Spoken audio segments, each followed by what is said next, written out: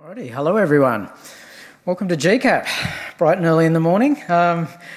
This is a mouthful of a title there. Those of you that know me probably aren't surprised. I do like to talk, so no surprises, a lot to get through here, but and great to see some friendly faces here for sure. So this talk will go along, it's going to go two ways. I'm either going to talk too fast and race through everything, or I'm going to talk too much and we'll have trouble getting through everything, but I'll do my best to get through a lot. But today, really, the goal here is really about getting you into a mindset about publishing. This is something, obviously, a lot of our industry is developer-focused here. There's a lot of builders. It's not something we're always touching, is the publishing and marketing side of the business, but it's an important area that we all really need some level of skills in. So I'm going to talk through a lot. We're going to go pretty quick. But if there's anything you want to talk about, you probably didn't miss the GCAP booth out the front. We've got a team here, so we'll be here all week, so come and chat to us, and we'd love to learn more about you and your studios. So diving in, so for those who don't actually know me, I'm a bit of a nerd. I've been doing this a while. This will be year 30 for me in December, which is crazy. Sega Aussiesoft, 1994. But I'm not a developer. I come from the dark side, or the side with the red lightsabers, as I get told. But I've worked indie, I've worked AAA, I've worked agencies, so definitely understand what's needed. I've raised money myself, I've done all those sort of things. So I have a pretty broad experience across the industry, but just wanted to talk to everyone because when I joined GCAP, I kind of naively thought that everybody out there just understood the industry. I mean, we all play games, we all go to EB Games, we do pre-orders, all of these things, but I was actually quite surprised how much was known, so not known what's under the hood, but our market here, we don't have that many publishers. I mean, a lot of people get international publishers. I mean, it's fantastic now. We've got Playside, we've got a few studios, but that exposure is not necessarily there. So I really just want to give some insights. I think like a publisher, it's all I know. So I just really want to go through what I've been discussing as I talk to studios sort of day in, day out.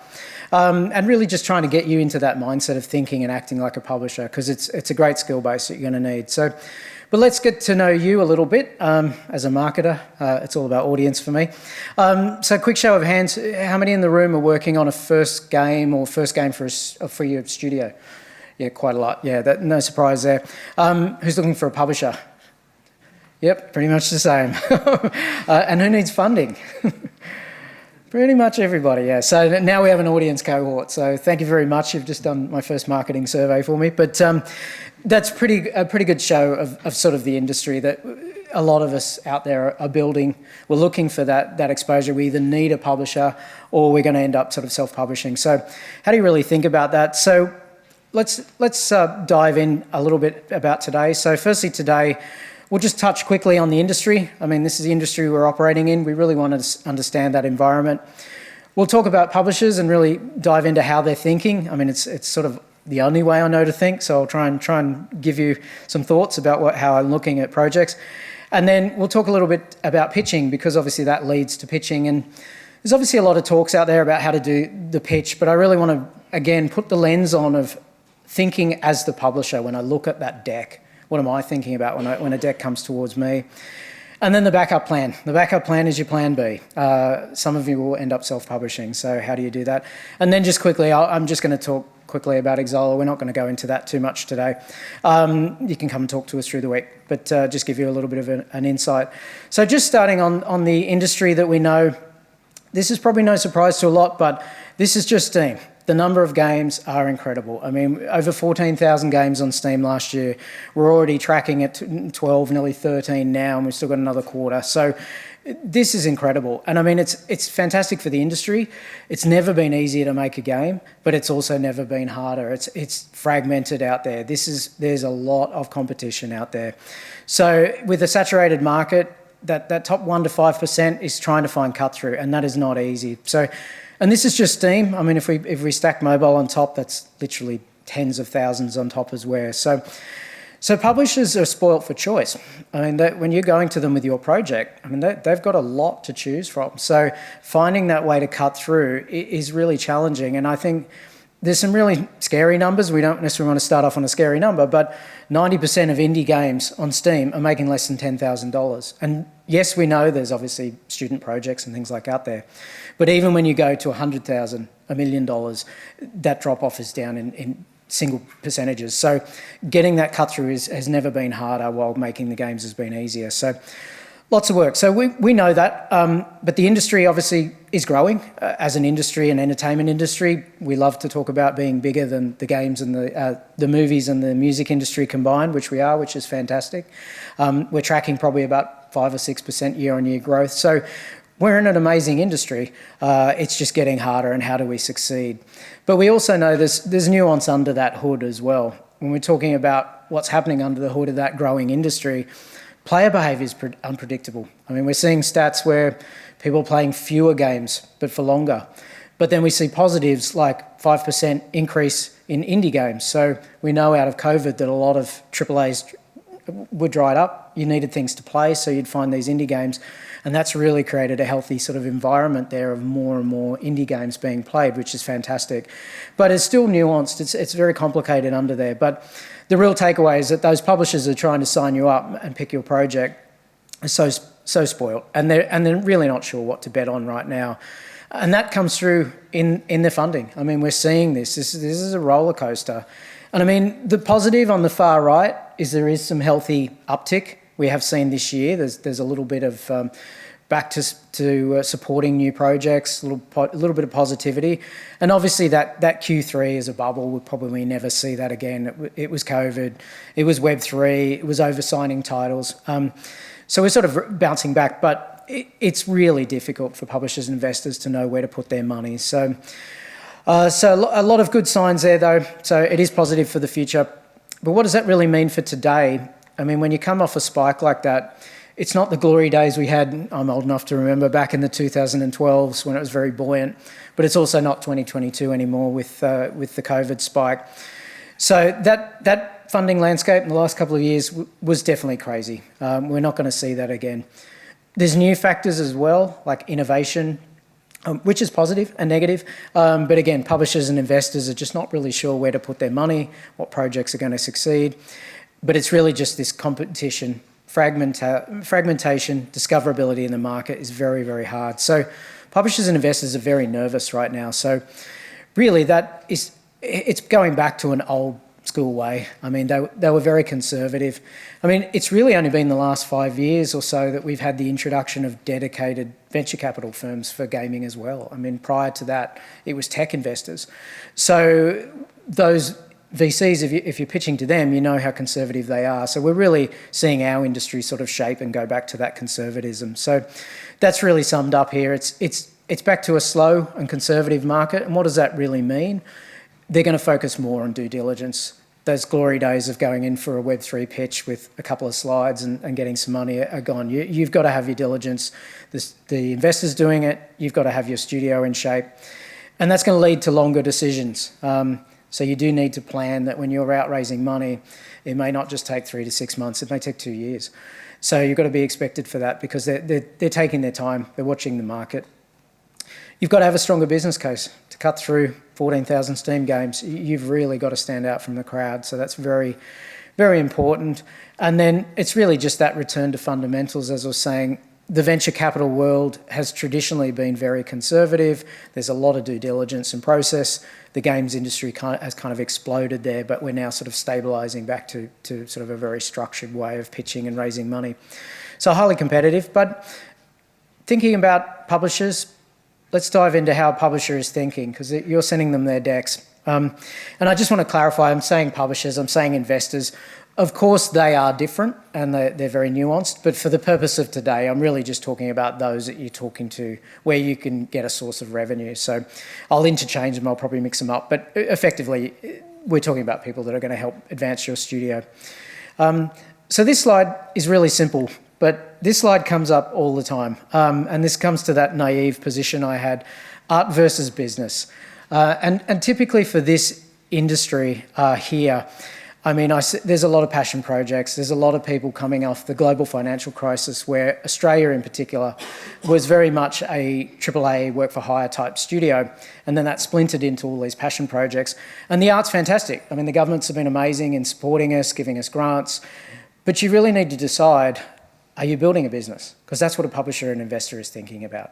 Are you commercially viable? That's a phrase I don't hear that often. And it's something we really need to think about.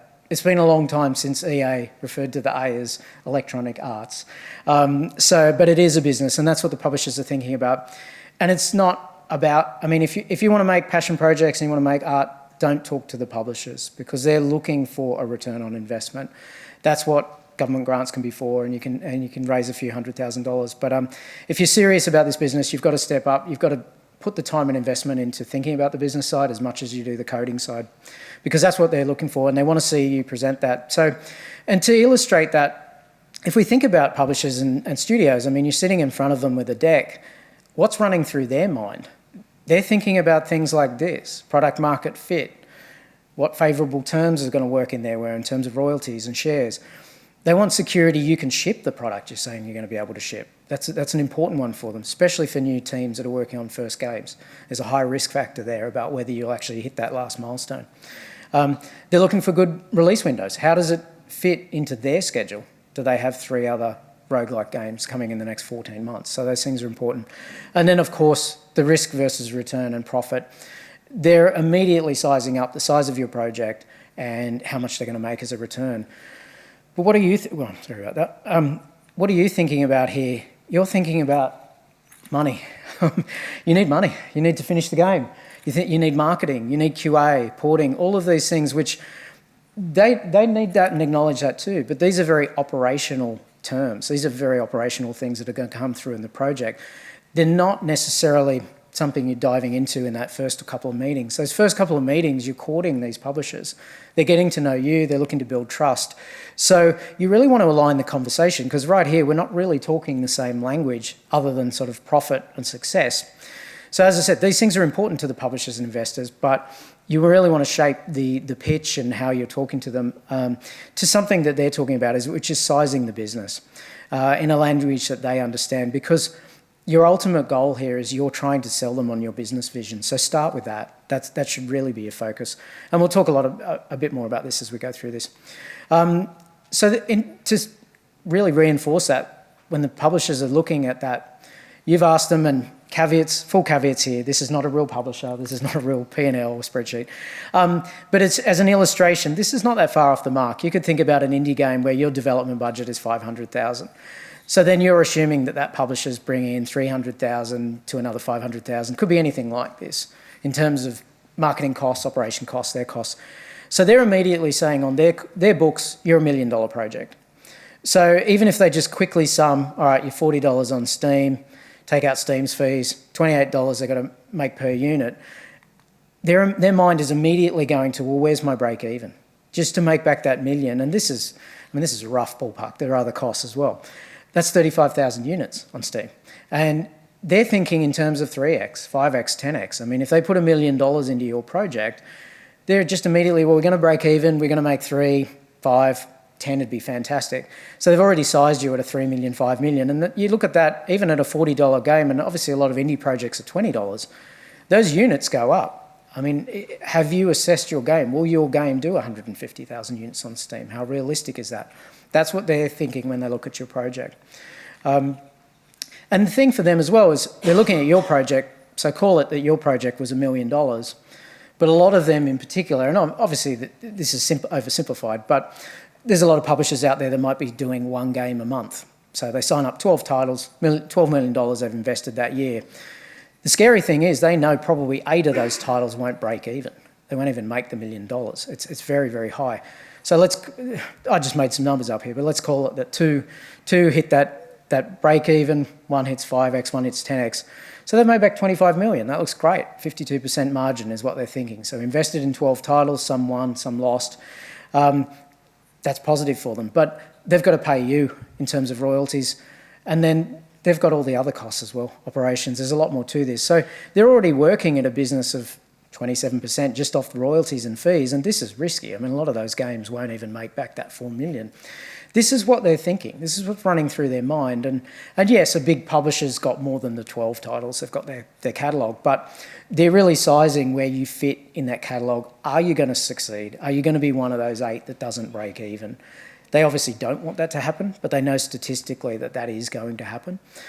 So you've really got to position yourself about how do you not be in that market. And 27%, anyone that's worked in any other businesses and other industries, that's not a high operating margin. Once you take up all the other costs, that would come down much lower. I mean, from AAA days, I can tell you, the publishers are working with 60s to 80% margins. So indie publishing is quite risky. So that's the space you're playing in. That's the conversation they're having in their mind and how they're thinking. So it's really important that that's what you want to start, at least when you're talking to them early. But to be more positive, when will they invest? They're going to invest when they believe there's an audience for your game. And this is really important because most games are not creating new audiences. You're stealing market share from somebody else's game. So you've really got to know that somebody is playing other games right now. They're taking the time. What's going to drag them across? So you've got to convince them in your vision that your game is going to move that audience. And then they're going to believe in you when you can ship that game. As I said, if you're on a first project, one of the highest risk factors is first project, first team. Can they get a game out of the gate? That's a very important thing. So these things are really going to be the sum of all of those things once they size the project and they think it's going to work. Is there an audience for it and can you ship it? It's going to be really important. And believe here is really important. I mean, none of us really know. We're all betting in this world, but you need to convince them and believe them. So your vision is going to be really important. And I obviously talked about publishers and investors. I've sort of generalised here, but they are different. They all have their nuance. And when you're pitching and talking to publishers and investors, you are going to have to keep that in mind because they all have the space they play in. They're focused on that space. It might be a genre, it might be a niche, it might be a size of a project or a size of a team. These things are important to them.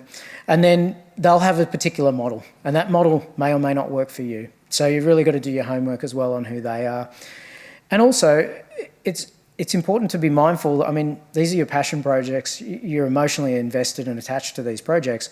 To them, they're business decisions. So you might have a great game, but it might not be a great investment for them, and it may be just because of their model. So don't take it to heart. Just move on to another publisher. It may not always work. Have confidence in what you're doing and pitch that vision.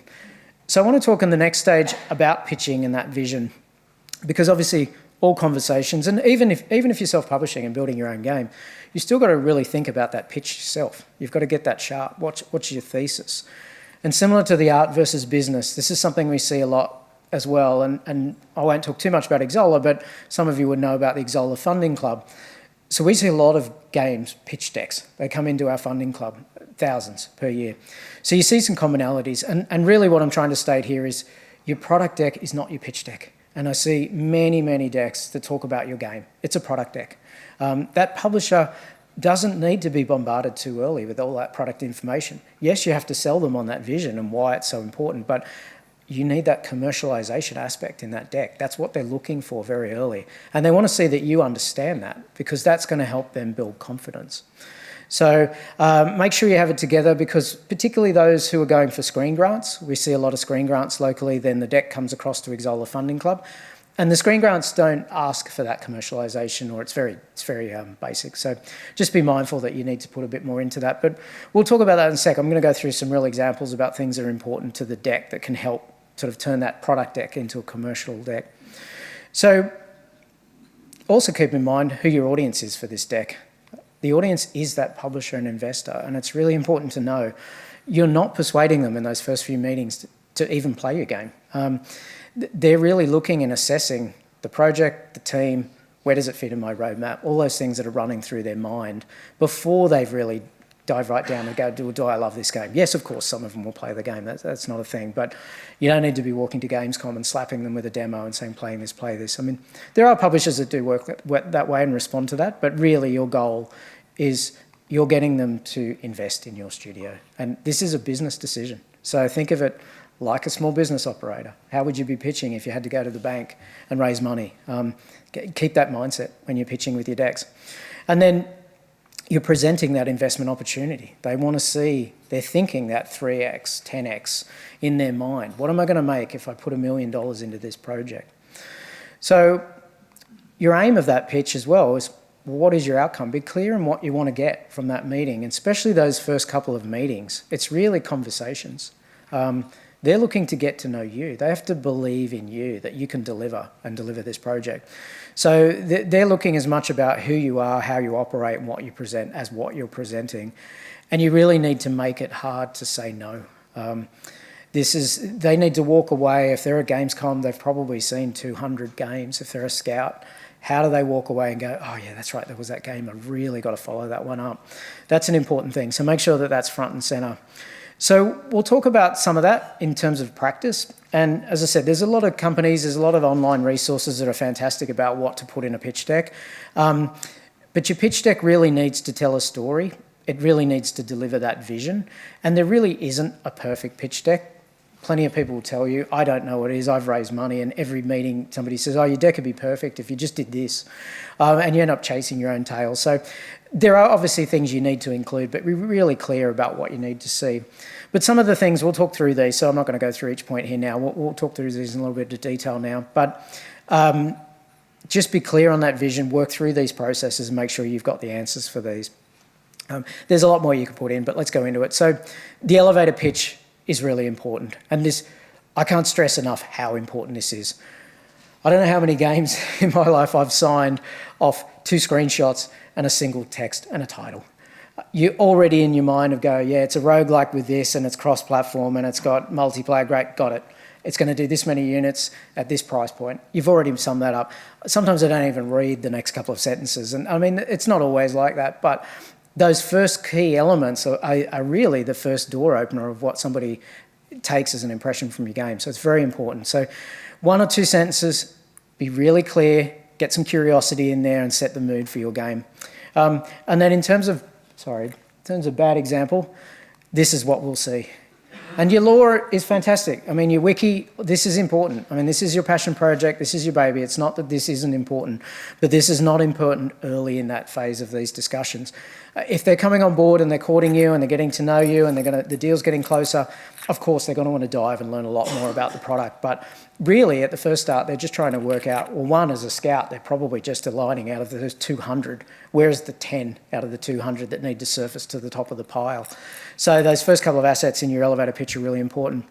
The other thing is obviously your unique selling features. And this is really important. Obviously, your core game loop is very critical. What's your thesis? What are you trying to deliver here? And you need to be really clear here. Are you doing something that's tried and true, but you're innovating? Or are you doing something really unique? And there's no right or wrong answer for that. But you really need to have that clear in your mind because that's what you're really pushing forward here. And then what makes this game different? This looks really simple, but it's not as easy as people think.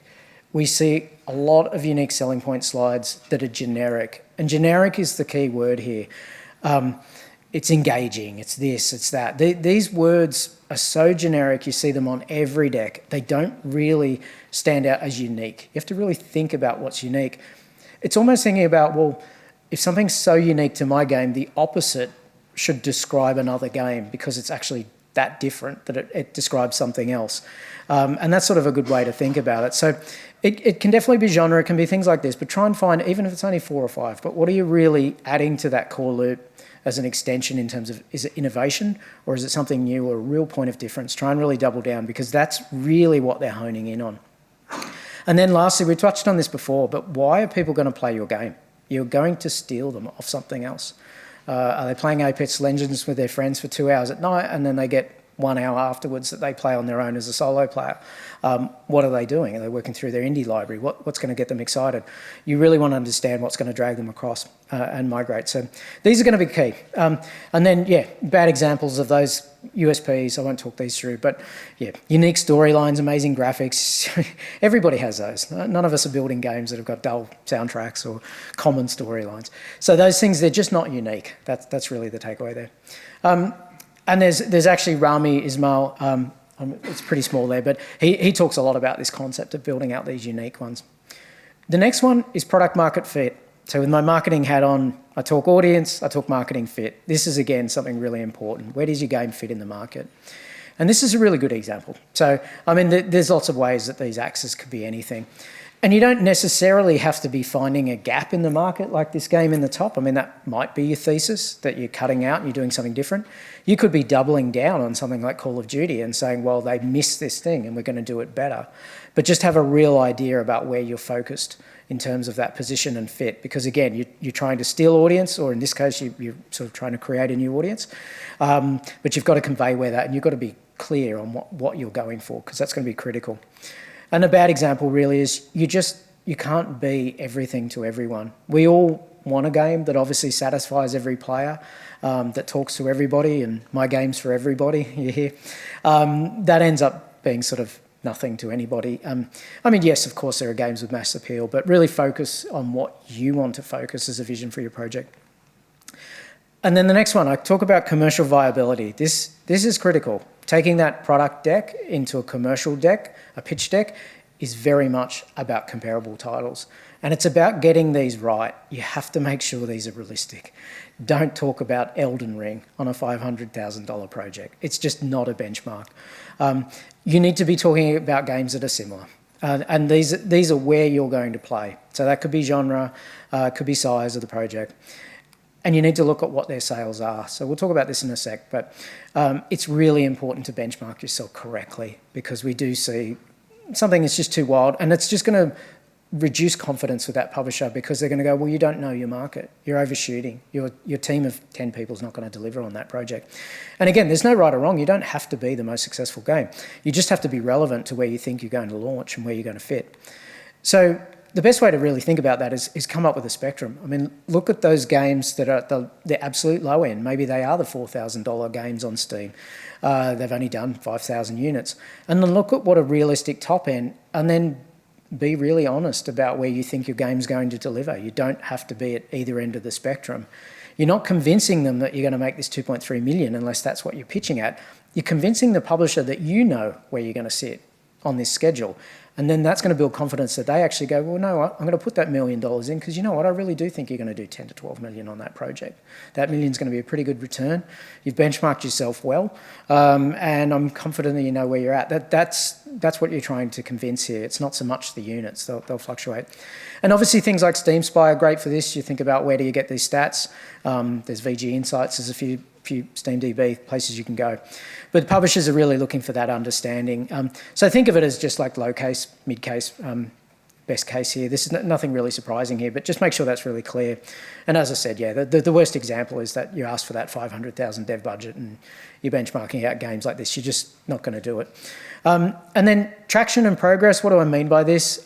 Really just make sure anything that you've gained, you including any awards, grants, festival inclusions, social achievements, anything that's positive is going to help your business case. You are trying to show that this project has already found an audience, people like it, look at the positivity. It's often hard if you're 2 years out and you're starting to build. But if there's anything and you're building those Discords, make sure you've got all of that, because these publishers, they're conservative now, they're going to take their time, they're pretty much chicken about what they're investing in. And especially in the venture capital world, they follow each other. They can often be chasing trends, so they don't even really know what to bet in. So just make sure you know why they should bet in with you.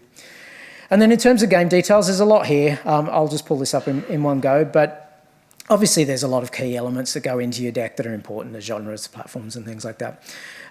Start and end dates, so make sure you have all of this in there. But the ones that are really important here is going to be the timeline, and I want to talk about this one specifically. So we see a lot of timelines in pitch decks, and these typically are what they look like, and fantastic, and it stops on release. And I say to studios, what's going to happen post-release? Well, we're going to have to do a post-patch launch, aren't you? Yes. That's going to take salaries. Have you factored that in? Does the publisher expect you're going to maintain it for 12 months and you've got sale updates? Have you considered that? I mean, you see a lot of people building their milestones to release, and then you run out of money. And the other thing as well is, even depending on the deal, even if you're successful, you might not see royalty checks for 12 months, 14 months. So how are you going to fund yourself? So it's not always easy to build runway of 6 months to a year post-launch, but always be mindful about that post-launch and build it into your deck up front. And why are you asking so much money? Well, I'm including post-launch. We need 6 months runway, don't we? You need 2 sales and Steam festivals and things you're going to need us to update. oh, fair enough, they understand. Again, it's just showing that you've thought this through. And then similarly with the budget side of things, be really smart on your budget. And the one thing I'd say here with the budget, you do sometimes see decks where people are putting different options. If we raise this much money, we'll do this. If we raise this much money, we can do this. We can extend a DLC. They're important strategies. I'm not saying don't do that. Sometimes that is right. But I do think, especially in those early things, go for the money you want. Put it in the deck and be really clear about it. Don't have all the options. It can just end up being confusing. You can definitely talk that through. And if a publisher's looking at a number and says, okay, yeah, I see that. Yeah, we invest between 500 and 750, you're right on the mark. You could say, well, look, really this project, we'd like to stretch to $1 million and we do a DLC. Those things can come into play in your conversation. They don't need to be illustrated here. If somebody's really serious in your project, that'll come out in future conversations. So be really clear about what you want, why you want it, and put it front and centre. I definitely bring this up with Australia and New Zealand teams. We have our imposter syndrome where we under-promise, over-deliver. Everything should be right. I don't need much money. And we ask for probably too little. I tell most studios here, ask for more money. Don't be unrealistic. But again, things like post-launch, just get all of that. We could all spend the money. So just make sure you get it all in there. Don't undersell yourself, because the decision's not going to come down. I mean, yes, there are publishers who have a hard, we don't invest over $1 million, or that they have a range. But a lot of them, the difference between 500,000, 620,000, they're not going to walk away from your project probably for that. That's not the decider in their conversation. So if you need an extra 50 or 100 or 75, as long as it's realistic and you can justify it, put it in there, because it's not going to break down the conversation. Unless they genuinely say, look, we don't do over 500. In this case, you could say, look, we could shave that 85. We can come back to another plan. But always have in that plan that what you actually want is that 585. So keep that in mind. And then in terms of your team, don't forget about who you are. Obviously, most teams will put that slide in, who we are, what do we do, but make sure, especially for those first projects working on their first teams, try and put your best foot forward as much as you can. What have you worked on? Even if you come from another team, it can be itch launch titles. Even getting games out on Steam or itch yourself still shows you've delivered a product, you got through milestones. Anything you have can go in to show the power of that team. And then also for the studio, because sometimes you get the best developers together and you start a new team, but they take time to gel and work as a team. So it doesn't always work that putting the best from a bunch of other studios comes together. It takes them time, probably takes them 1 to 3 games often to find their own rhythm. So just try and put as much forward. And really, you got to think about, why do they think you're the best team for this? Can you really deliver it? Are you going to hit the milestones? Are you clear on your vision? Do you know where that project's going? So all these things are really important. And then don't forget, this is a conversation. You need to qualify them. And I talk to a lot of people and say, who's your top 10 publisher? Who's your dream publisher? A lot of studios will say to me, oh, I haven't thought about that. It's like, well, who would you want to publish your game? You need to do some homework, understand who they are, and that's going to go a long way into understanding, well, do you fit into their portfolio? Are you the right fit? And if you can show them, they don't have to do a lot of the thinking. They might go, actually, no, you're right, I can see that. Yeah, I see where you fit, you've done your homework. So think about what their strengths are and why this is going to work for them as well. I mean, it's not just about money, it's got to fit into their portfolio and strategy and what they do. Think about what they're paying for, and as I said, be mindful. Those first few meetings, yes, you're asking for operational costs, you need this much reporting, etc. Those will come out in the conversations. But just be really careful, because you need to know that you have a say in it. You do see contracts where they're just stacking money on your cost. That $1 million goes up and up because they've flown people to Gamescom, and it's a portion of the marketing cost goes to you as a project. And that's legitimate. But do you have a say? Do you have visibility? Does your contract give you transparency? Do you get to see what marketing costs get a portion to your cost? Because you're going to pay those back in royalties. So just be really careful, but don't hit them too early. I mean, that should come out through your contract negotiation. And then what are their terms? I mean, those contract terms, again, obviously, there's some that have particulars that you want to know very early. That might be really important to the alignment to the studio. But make sure that you understand, and things like post-launch, don't have any grey areas. Make sure that everybody's aligned, because this is a long journey. This is a bit like a marriage certificate you're putting together, and they can go sour. So, yeah, you want to do your homework. You want to be in charge of that P&L that you have. And then what do they want to see beyond that pitch? So you've had that conversation. You've given them that deck. hopefully they're curious and they're interested and they want to come back. So find out exactly, well, what is the next step? What do you need? What comes out of Gamescom? How many of those, when will I hear out of those 200 decks you're going through that I should follow up? Be really clear what their next step is and push them on it so that they know, so you can chase them up further along the line. And then that's that next process for them, so just keep that in mind. And then the scary part of the business, what's your backup plan? Why do you need a backup plan? What am I talking about? I always talk about, well, besides who's your dream publisher, what's your plan B is what I say to people, and I say I don't really have one. You need a plan B because these are scary facts. Most pitches will not get through. Most games don't get a funding deal, especially on the first game. And then even when those decks get through and you're in that top list, it's such a small percentage that actually get through and get signed. So there is a good chance that you are going to be self-publishing, not by choice. So you actually want to be prepared.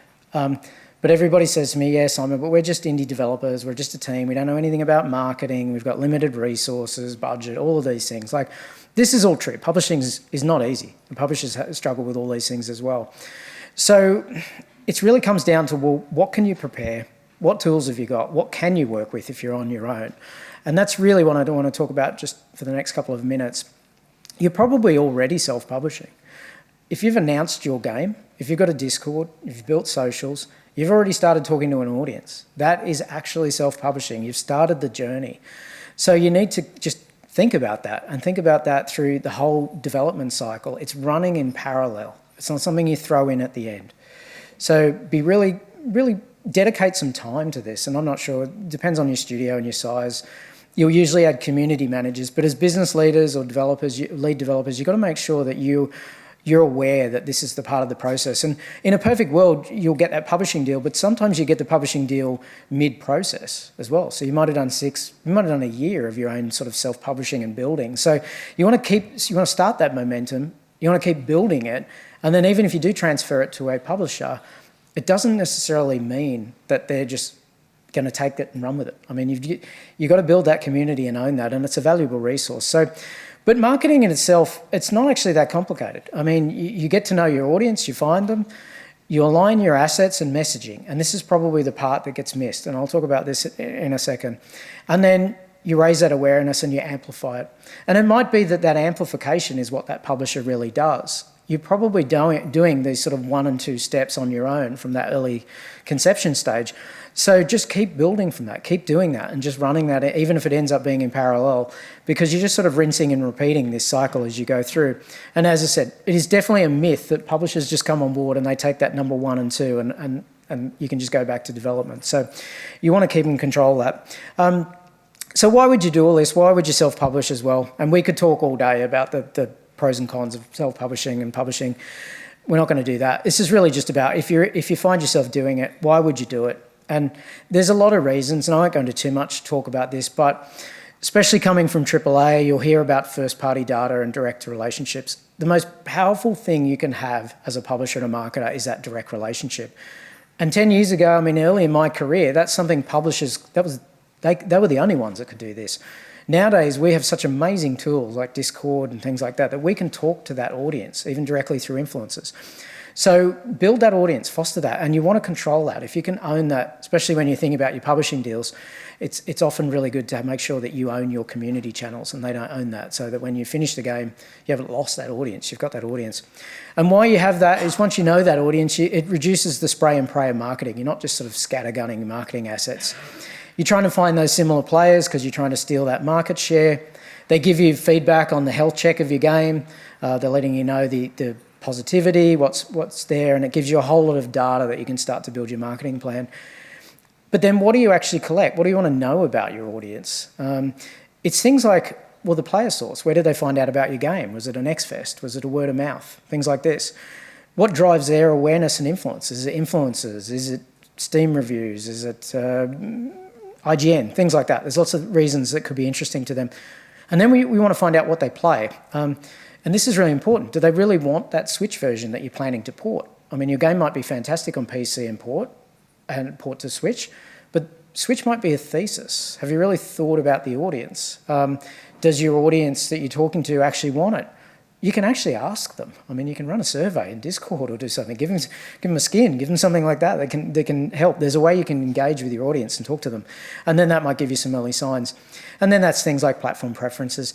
And then CRM, I mean, customer relationship management. Again, the big AAAs have sophisticated systems, and certainly in mobile, this is very sophisticated to have these first-party data sets that you can use for Facebook ads and targeting. Look, it's pretty hard as an indie to do this, but again, it's about having that mindset that you can still learn a little bit about your audience. You can run some surveys, you can understand who they are, and just try and gather that information. And then what would you do with it? If you put it all together, use the tools you've already got. I mean, you've got websites, you've got landing pages, you've probably got MailChimp, you've probably got a bunch of these things. It's kind of almost like hacking your own CRM. I mean, people don't realise, even with something as simple as MailChimp, you can do surveys and put auto tags and things in there that you could ask questions of your audience through email, and then they respond, and then that'll create subgroups within MailChimp, and then suddenly you might have separated your switch from your PC. So then when you send that next email, if you're sending a switch-specific email, you're not wasting it sending it to the other audience. So that's in itself just sort of building these cohorts. And look, you've only got so much time when you're in your studio to do this, but just keep that in mind. Just think about those polls and surveys. Think about ways you can actually talk and engage to your audience. And then, sorry, skipping through. And then lastly, this is really your marketing plan. And this is your go-to-market strategy. And look, it's not that unfamiliar to your milestone development cycle. It's pretty similar. And as I said before, think about those assets that you have. I think what happens as builders is we come in too late. We're trying to build that ramp from that early access or street date type scenario, and we're trying to build a massive tentpole really fast. Start from the start. When you announce that game, get that Discord, get those things out, and then as developers, think about all these beats or these points along the way. What assets are you creating? Every sprint, what have you got? Align it. It could be as simple as something that can be used and recut up in a TikTok video. Think about that, and this is more a discipline than anything else. I mean, if you can build games, you can do this. This is not complicated. It's about putting your mindset, allocating time, and making sure that you're running this in parallel and it doesn't come in the end. And then look, if a publisher comes in halfway through and you're hitting early access, that's fantastic because they're going to ramp that tentpole up tenfold. But you've probably done that first 6 months on your own. So build that community, build that up yourself. And then obviously this again is just going to follow through. You're going to own that audience. And the other thing that's important to note is indie gamers, it doesn't matter what you're doing in terms of marketing, it's the same process. I think there's a bit of a myth that there's this indie hipster out there who's playing indie games only, and yes, there's probably some of them, but we've seen from COVID that most of that growth in that indie game space has been your AAA high consumers. You play the big games, but you run out, and then you're looking for something else. And these can be time fillers, but that audience is just as receptive to this type of marketing because they see it all the time from Ubisoft and Activision, things like that. So try and just take some of that principle as best you can. Could just be some simple videos. And then what would that look like? I mean, it's really just keeping that persistence. Run in parallel. Use that go-to-market, design it from the start, put it along with your milestone, and then stay on track. It's persistence. Even just dropping a TikTok video or something like that every couple of weeks, might be really simple, will just build momentum. So don't forget about that. I talked about the MailChimps and tags and surveys. There's actually a lot of complexity and things you can do just out of the power of email marketing if you really dive into it, create some segments for yourself. Do you have a welcome email? How many websites do you go to and it's like join our newsletter and then that's it? It goes into the abyss. Never hear anything. Again, in some of these email platforms, you can set up an automated return that might just be, hey, thanks for looking in our game. Wishlist us on Steam. Go here. You can drive a call to action that's really, really simple. Doesn't take, probably only takes you 10 minutes to set up, but you've engaged and that player feels there was some sort of response. So these are things you can do even as an indie. They're not complicated. And then paid media. A lot of people come and say, oh, Simon, look, we don't have enough budget. We've really only got a few $1,000s to spend. It's waste. We've done Google before. Money doesn't do anything. Paid media could be as simple as you have a post on social that blows up. Just double down. Put $50 on it. Put $100 on it. Like if it's already working and resonating, that's still boosting paid media. So it doesn't have to be hundreds of thousands of dollars in marketing budget if you don't have it. There's still ways you can amplify those assets. So it's thinking about those assets you already have, making sure they're coming aligned with all of your beats, and then just try and amplify as best you can. And then this is probably not unfamiliar to most of you, but have an online festival plan. There's obviously Next Fest. There are so many festivals out there that you can get your game qualified. So again, just try and come up with a list. They're not all going to be for your genre, but try and submit those because they're free organic marketing that you can go for. It's definitely worth the time. And then what incentives can you entice? I mean, if you're sending them a welcome email, if you're asking them a survey in Discord, could you give them a skin? Is there something you can do early that gets you some information back or some engagement? Can they do a post if you give them something? You can turn them into a marketing audience that helps drive for you. So these are simplistic things that you can do as an indie or as a small team. So there's definitely, you've got tools. But in summary, for the 3 sections we've talked about publishers, we've talked about the pitching process, we've talked about doing it on your own. They all fundamentally come down to the same things. You've got to build that business case. This is really critical. It should be front and center of you as a business owner, because that's what you are in most cases when you're running a studio. It's about getting those conversations. That could be the pitching conversations with publishers, but it also is a conversation with yourself and your team. Make sure that you have your clear vision, you understand the product, you understand where it fits. And yeah, look, pitching and publishing is hard. If I could sit up here and give you a blueprint and hacks, do this, launch your Steam game this time of month, this is going to work. There's no blueprint. Otherwise, even when we're in AAA, every game would be a success. It's not easy. But making games is much harder. I'm not a developer. If you can build games and get it to launch, you can do an element of pitching and marketing. So it just takes that dedication. So that's really in summary the whole things here in terms about thinking and acting like a publisher. Hopefully that gets you into a mindset. I'll just touch on quickly a couple of things. So how can Xsolla help? We have our funding club. Some people know the funding club. People say to me, Simon, what does Xsolla do? And I joke, the elevator pitch takes an hour. So I'm not going to go into that too much today. But the funding club is, I mentioned before, this is a free service. It's a matchmaking service. It's kind of like the Tinder of matching you and lining you with publishers and investors. You get to pitch your project. We do curate them. We're not judging good or bad game. We're judging whether your commercial viability and your materials, your pitch deck is a proper pitch deck, and it's ready to go into a template that publishers, investors can spend 5 minutes on. So we're helping you get through that qualification process. So it's a great exercise. So anybody locally that's raising money, going for screen grants, there's no harm in going for the funding club. You'll get some good feedback, and it's completely free. Xsolla doesn't take any equity. We're not involved. It's a completely free service. And then the rest of Xsolla, this is what I call our vision board. It's too big, it's too much to go through in a few minutes that we have left. We're outside, we're here for the week, come and talk to us, and I'd love to talk to all of your studios, learn more about your projects, learn about the team, and just see how there's things that we can help with. But effectively, we talk about equal access and for everyone, and really you could probably sum us up as we're democratising access for your game, and that could be partly the distribution itself, it could be the distribution or the sale of your game's content, and we're really moving into a market that's sort of spilling outside of those walled gardens platforms. So we really help enable some of that. So come and talk to us. And then bonus tip of the day, I talked about the welcome email, but pet peeve of mine, make sure your website's got a link to Steam or where to buy your game. I don't know how many games websites I go to. I'm excited, I read the product page, there's nowhere to click.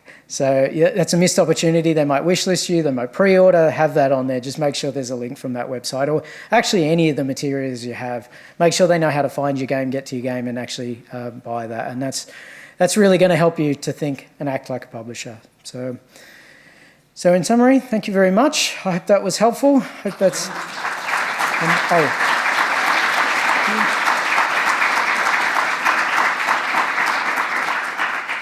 And just a couple of quick resources. You should know about all of these, but I'll just finish up on these. So there's amazing resources out there that can help you with all of this. Indie games business, Jay Powell is a guy in the US who's been doing this for as long as I have, has a fantastic resource there. What they're great for is they have a yearly update of all the publishers. They do a spreadsheet. There's about 1,400 publishers. So if you're trying to find your dream publisher, have a look through that. Obviously, Game Discover Co, another Simon Carlos is fantastic with his newsletters and his Steam deep dives. We have How to Market a Game. Chris is also, again, amazing, has some really interesting books that you can tap into. And then Deconstructor of Fun, some listen, some don't. They used to be mobile focused, but fantastic podcast that talks about the industry. So again, just something as a resource. If you tap in every week, you don't need to read the news. They'll give you the update, but really gives you that mindset of what's going on in the industry and just gets you out of just the bubble of development and lets you know what's out there and what's happening. So thank you very much then. Have a good GCAP.